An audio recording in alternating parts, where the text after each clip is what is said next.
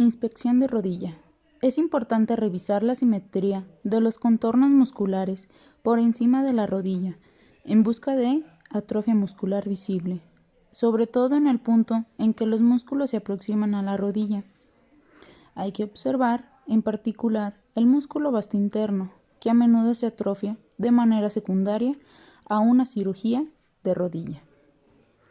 Para explorar una superficie anterior de la rodilla, vamos a pedirle al paciente que se conserve erguido, con las rodillas extendidas por completo. Las rótulas deben de ser simétricas y a nivel. En condiciones normales, la tibia tiene una angulación ligera en valgo en comparación con el fémur.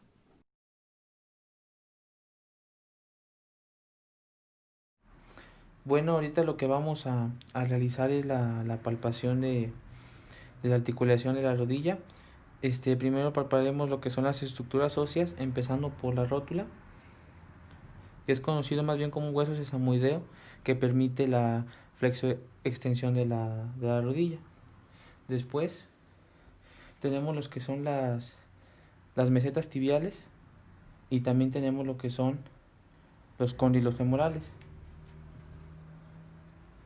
También lo forma por tejido blando, que sería el tendón rotuliano, que se origina de la parte superior de la rótula y se inserta en la tibia. También contamos con ligamentos, ligamento colateral medial y ligamento colateral lateral.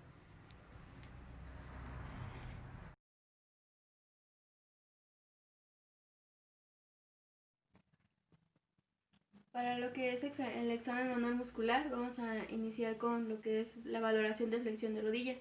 Este movimiento lo realiza bíceps crural, semitendinoso y semimembranoso.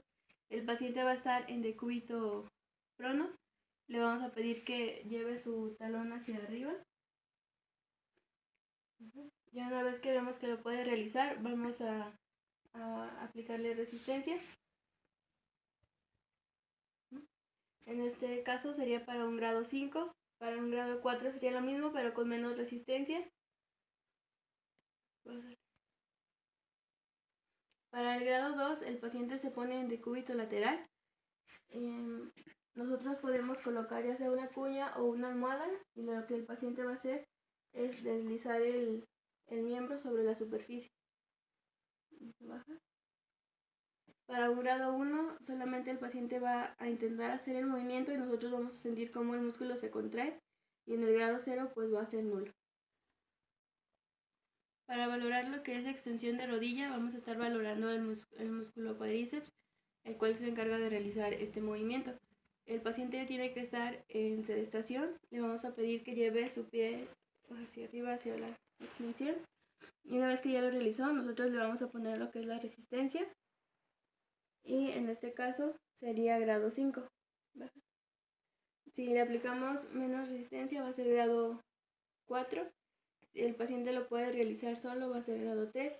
Y para un grado 2, el paciente se va a poner en posición lateral y va a ser como en el movimiento de flexión, pero va a ser hacia extensión, igual deslizándose sobre una superficie.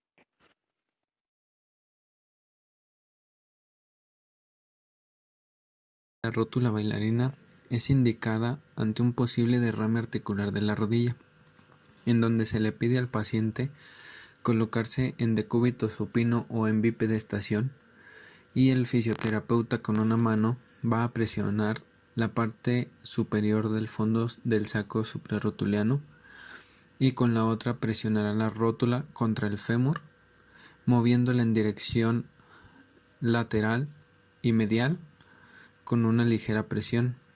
La resistencia será un signo patológico del derrame articular. La prueba de deslizamiento de la rótula se realizará con el paciente en decúbito supino, en donde el fisioterapeuta realizará una movilización de manera lateral con ambos pulgares hacia la rótula por encima del cóndilo lateral. En caso de alguna sospecha de aumento en el desplazamiento lateral, se efectuará la misma prueba, pero esta vez realizando una tensión en el músculo cuádriceps para comprobar la estabilidad. De igual manera, esta prueba se realizará aplicando una movilización de caudal cefálico y viceversa de la rótula. Un desplazamiento caudal limitado de la rótula indica un acortamiento del músculo recto femoral o una elevación de la rótula. El signo de Sollen se realizará con el paciente en decúbito supino y las piernas extendidas, y el fisioterapeuta hará una presión sobre la rótula desde la parte proximal, medial y lateral con el dedo pulgar, pidiéndole al paciente que realice una extensión de la pierna para que tense el músculo cuádriceps, causando así que éste tire de la rótula hacia arriba y presione el cóndilo femoral. Si hay alteraciones de los cartílagos retrorotulianos, aparecerá dolor y este se hace positivo en gran parte de los individuos. Sin embargo, esta prueba es negativa, ya que es poco probable que los cartílagos se lesionen. Para valorar una posible luxación de la rótula, se realizará la prueba de aprehensión según Fairbank, en el cual el paciente se encontrará en decúbito supino con la articulación de la rodilla en extensión y la musculatura del muslo en tensión. El fisioterapeuta tratará de simular una luxación, en lo que presiona lateralmente la rótula con ambos pulgares. Si ha tenido lugar una luxación de la rótula, aparecerá dolor intenso y miedo a sufrir una nueva luxación en posición de extensión. Esto al momento de pedirle al paciente que realice una flexión de rodilla.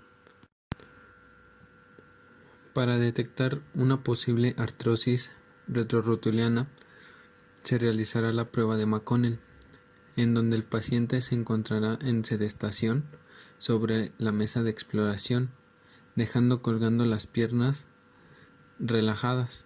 El fisioterapeuta realizará una presión de la rótula con ambos pulgares desde la parte lateral a medial. Esta prueba saldría positivo al momento de pedirle al paciente que realice una contracción del músculo cuádriceps. Para valorar los meniscos, una de las pruebas que se realizará será la prueba de tracción de Apley, en donde el paciente estará en decúbito prono flexionando a 90 grados la rodilla afectada. El fisioterapeuta fijará el muslo con su rodilla mientras efectúa una rotación de la rodilla del paciente, primero con una tracción y después presionándola. La aparición del dolor en la articulación de la rodilla durante la rotación-contracción que efectúa el fisioterapeuta indica una alteración de la cápsula y de sus ligamentos. Cuando el dolor aparece al ejercer la presión, esto indicará una lesión meniscal. En caso de que aparezca dolor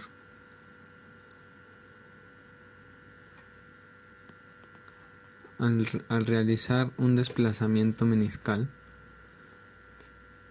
aparecerán signos de resorte, en el cual se sentirá resaltes.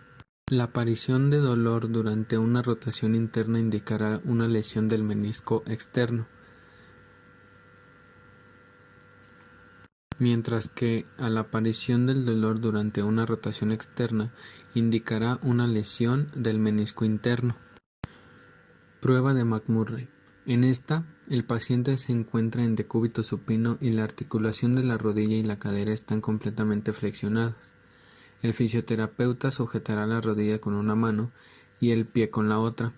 efectuando una rotación externa o interna del muslo, manteniendo la pierna en esta posición y después realiza una extensión para obtener un ángulo de 90 grados. La aparición de dolor durante la extensión de la rodilla en rotación externa y en abducción indica una lesión del menisco interno. Cuando hay pinzamiento de una parte del menisco del asta posterior, aparece un resalte o chasquido articular al realizar una flexión pronunciada. El resalte en posición del ángulo recto indica una lesión de la porción media del menisco. Prueba de Bragard. El paciente se encontrará en decúbito supino con una mano del fisioterapeuta sujetando la rodilla flexionada 90 grados. Con el dedo pulgar y el dedo índice palpará la cara lateral y medial de la articulación, respectivamente, y con la otra mano sujetará el pie y guiará la rotación de la pierna. La presencia de dolor en la interlínea articular es indicativa de una lesión de menisco. Si existe alteración de menisco interno, el dolor en la interlínea articular interna se acentuará cuando se lleve a cabo una rotación externa y una extensión de la articulación de la rodilla.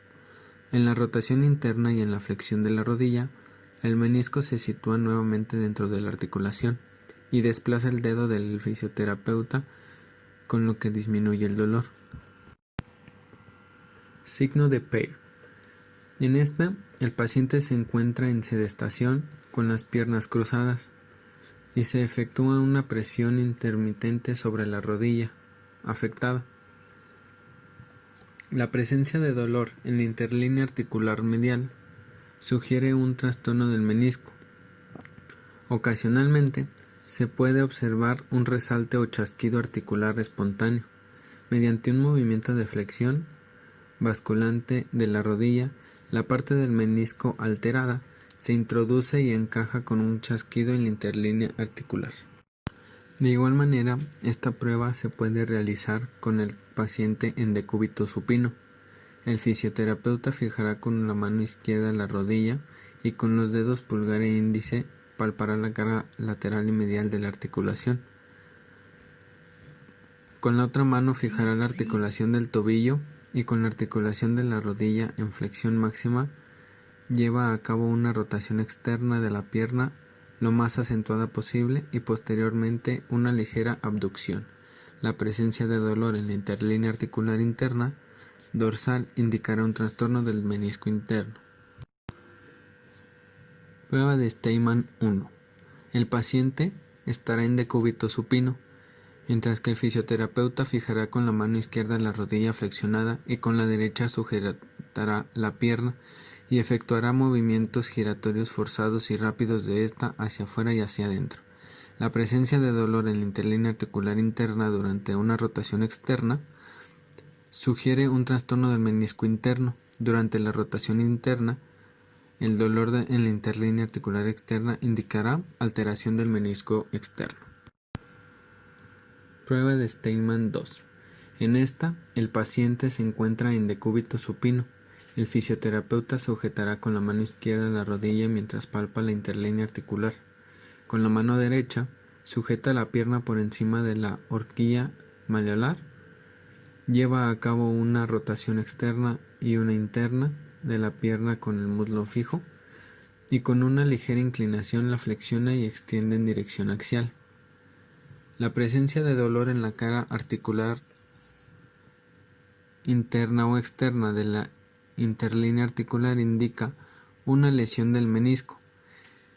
El dolor a la presión en la interlínea se desplaza durante la flexión y ligera rotación externa de la rodilla hacia la parte medial y dorsal, hasta el ligamento lateral interno. Prueba del cajón anterior. Esta prueba sirve como evaluación de la inestabilidad del ligamento cruzado anterior. Se efectúa con el paciente en posición supina y la rodilla flexionada a 90 grados y la cadera aproximadamente a 45 grados. Se retiene el pie sentándose sobre él, y el examinador coloca las manos alrededor de la tibia proximal y la tibia. Se jalan hacia adelante. En caso de la aparición de dolor, esto nos indicaría positivo para una lesión del ligamento cruzado anterior. Prueba de cajón posterior. Esta nos ayudará a valorar la estabilidad del ligamento cruzado posterior, en donde el paciente se encontrará en posición supina con rodillas y cadera en flexión, y el fisioterapeuta dará estabilidad al pie sentándose sobre él, colocando sus dedos detrás de la pierna y los pulgares sobre la tuberosidad de la tibia. El fisioterapeuta realizará un empuje hacia posterior, y en caso de que exista un deslizamiento de la tibia hacia atrás, indicará que hay una lesión del ligamento cruzado posterior. Prueba de estrés en valgo y varo. Esta prueba nos ayudará a comprobar la inestabilidad interna y externa de la rodilla. Se le pedirá al paciente colocarse en posición supina, mientras que el fisioterapeuta sujetará con ambas manos las articulaciones de la rodilla por la cabeza de la tibia, detrás palma la interlínea articular. También fijando la parte distal de la pierna entre el antebrazo y la cintura, efectuando una maniobra en valgo y en varo. Los dedos que se encuentran sobre la interlínea articular pueden palpar una laxitud.